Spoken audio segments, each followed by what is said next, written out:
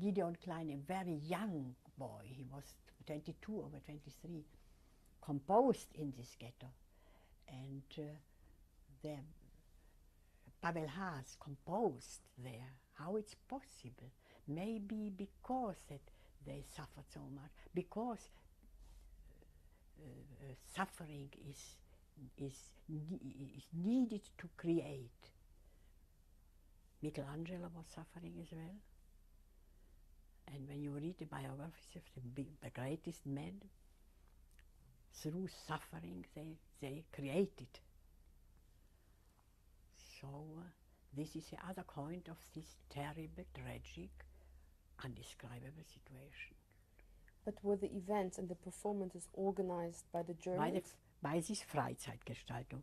Every one of us went on Monday in the morning to a certain place, and there was a black table, a blackboard, and there was Monday. My name and other names. There were 4 or 5 excellent pianists. My best friend Edith Kraus, sitting now in Jerusalem. She was one of them. Then were a lot of violinists, cellists, singers. They performed the Verdi Requiem. The conductor was a very good friend of mine, Raphael Schechter.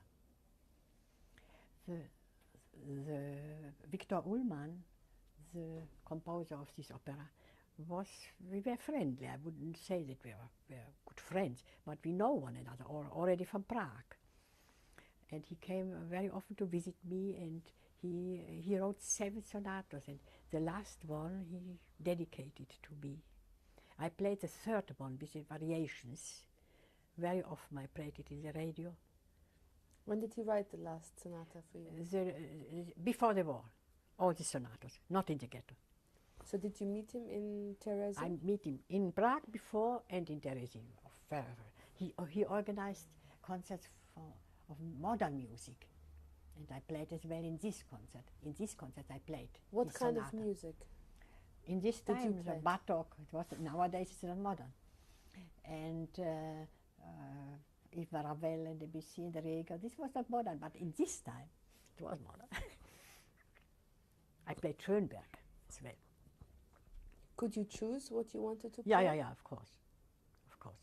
This work in this modern concert was in a small hall.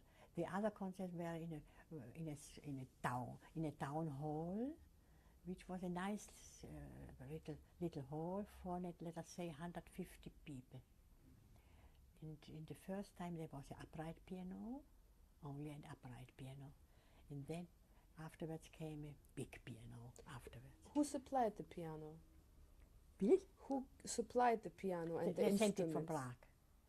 But what was very difficult because it was under the control of Nazis.